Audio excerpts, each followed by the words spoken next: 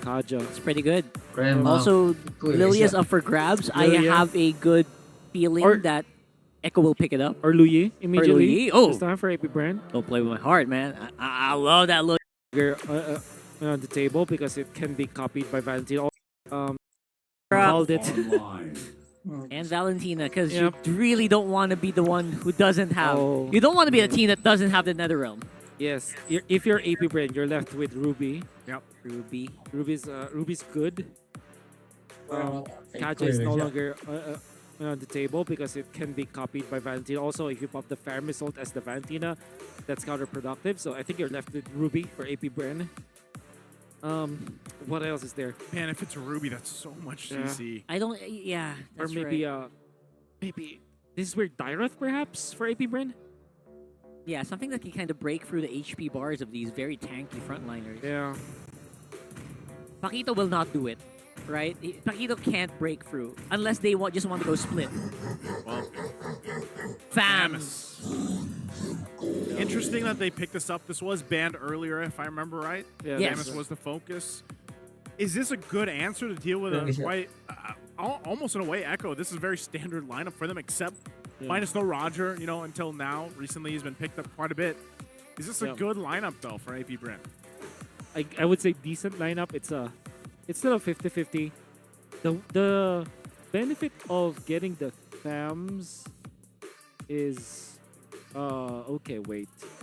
Yeah, the benefit of getting Thams is you kinda you're okay with the matchup. And you're okay with your lane-to-lane matchup. That's what I'm saying. Like, you kind of hold on to the Yuzhong. You kind of man-to-man the Yuzhong. Like, you can mirror where the Yuzhong wants to go, kind of block him off. Yeah, you just try to also help contain him. And also, you're kind of a front line as well, alongside not just only the Fredrin being available to you. So let's see how it all comes together here. Echo and Apbren, one of these teams is going to have their first match loss after this game. Let us know in the comment section below who you're rooting for. Hashtag Echo, hashtag Apbren, alongside your user ID and user server number. You get a chance to win some diamonds today as we take on this last match between these two powerhouse teams. 2 winners of 1,000 diamonds, and all you have to do is comment. I mean, that's Gaiss. I would do that. I wish I was watching right now. You can be, Rockhart. I choose not to. Let others have a chance. Let others have a chance. There's a chance. Moonton will give us diamonds for another spin. Another spin. So thank you. Moonton's so nice. Anyway, so now it is going to be a question of whether or not, JP can make a play here. So both roamers have this instant flicker big skill that they can use, right? Either flicker final slash or flicker wild charge. We'll have to watch out for that. Yep. Obviously, that will be happening after level 4. We're very close to this turtle for 8 seconds. You always have to have a Vengeance Carrier when you're facing up against the Roger. Although there's like unbounce, majority of the damage of the Roger, what you want to hit, in front of your opponent. So especially because Benecutie builds this up with a Wind Tower, so attack speed build is generally going to be suffering from Vengeance users. So that's the reason why they pick up Thams.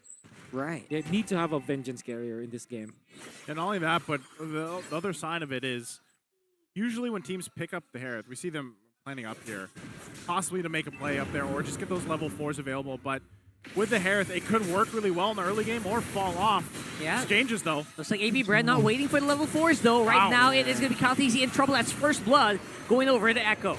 More can happen here. A bit late there on the Nether Realm, and few might have to find a way for Flapteasy to make an escape here. They're running out of ways to get out. Ogun ready, doesn't have the final slash, does have it now.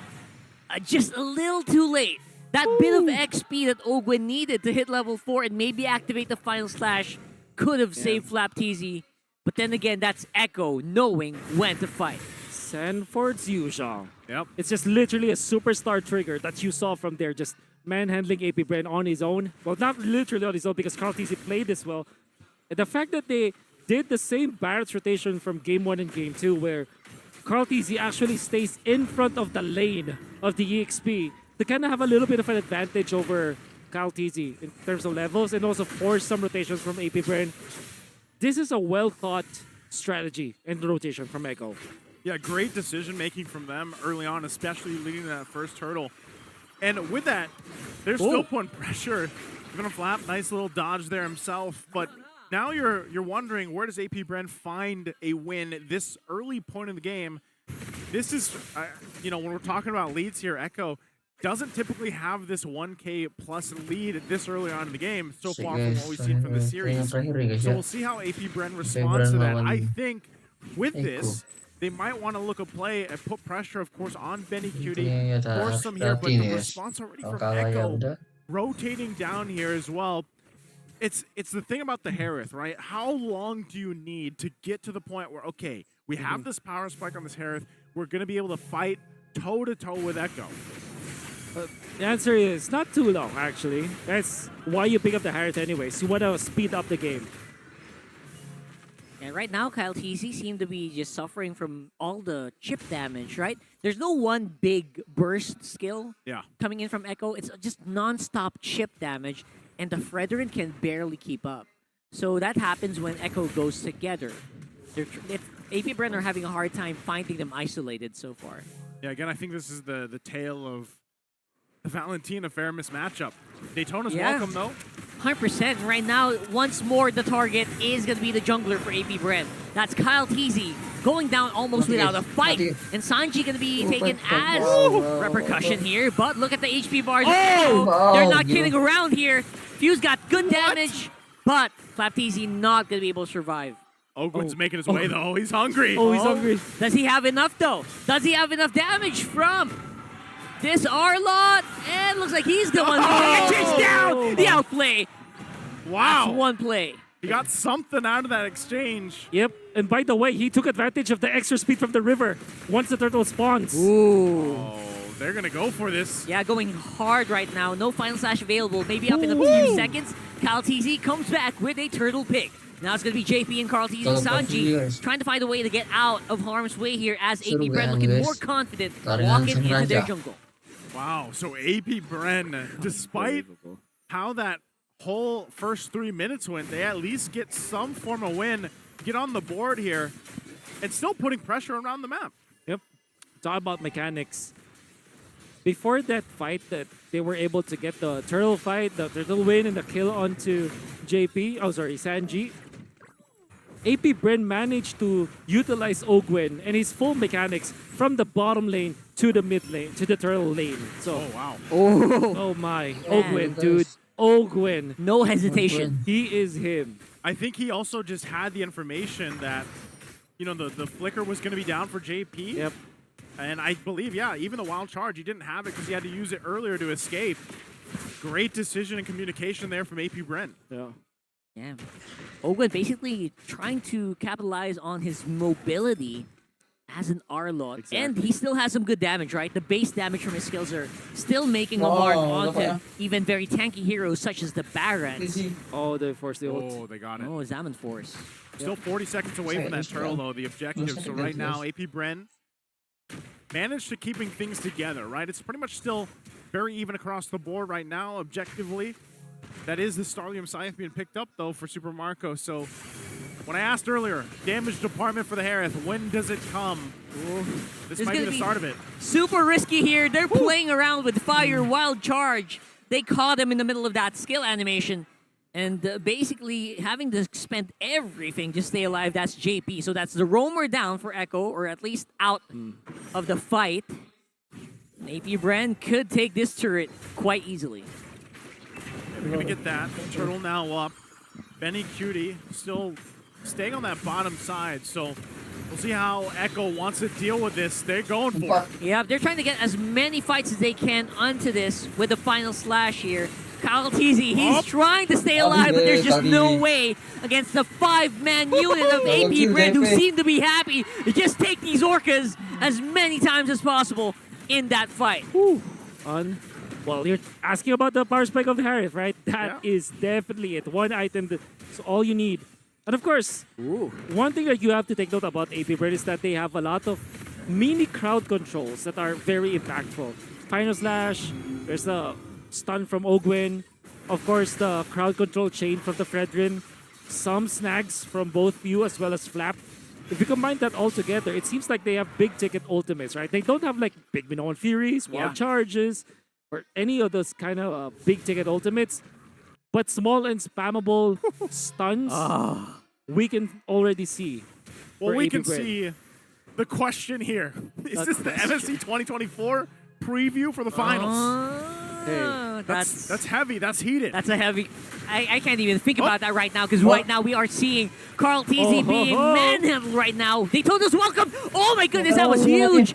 Forcing Apbren to activate that Nether Realm, but the fight is looking a lot better now. They are going for the chase. JP, no wild charge available, means it will be very difficult for Echo to take this, or will it? Sanji on the back. Oh no, Penentuan not going to be able to make it though. And look at that. It's going to be Apbren coming out on top, not giving Echo any chance to fight back. How is Apbren doing it right now? They are just demolishing Echo. Yep.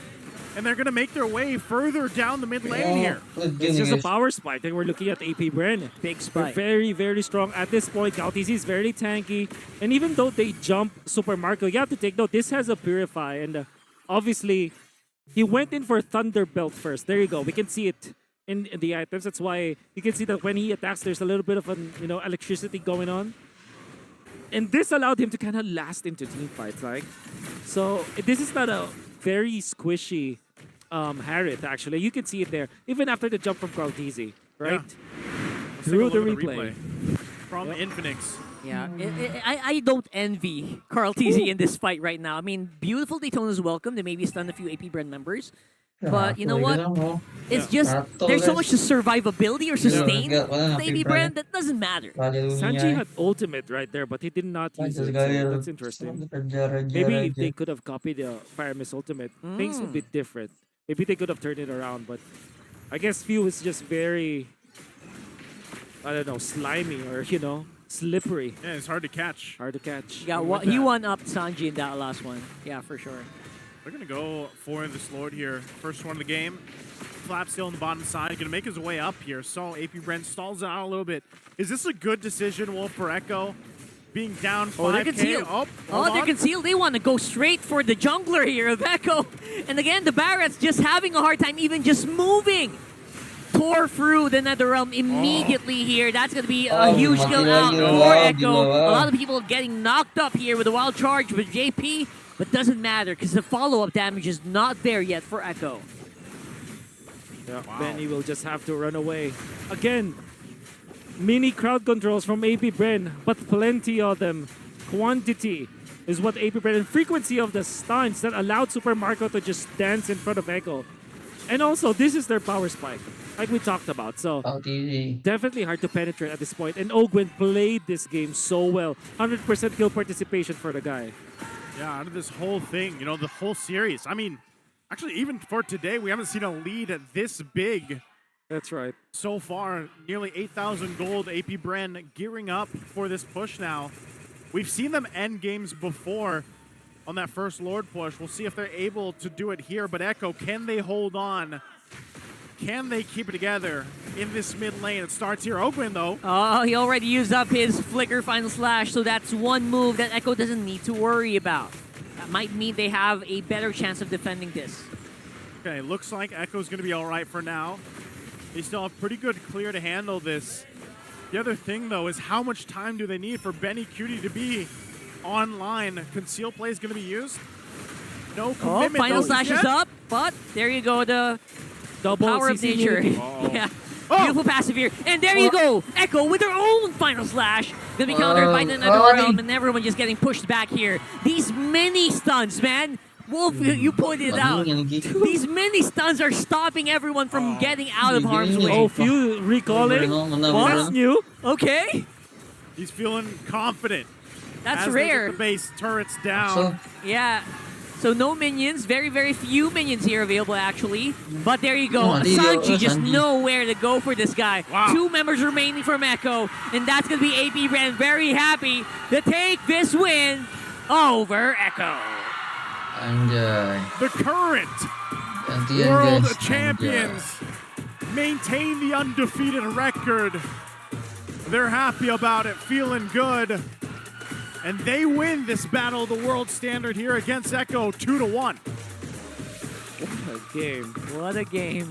And what a flex from the entirety of Apbren. And everybody just showed up. Bigyan na tayo Apbren I guys. would dare say Ogwen was the Ayaw, spark plug bahay of ni. this game. That cross map play. When Okay guys, when Ego was already leading at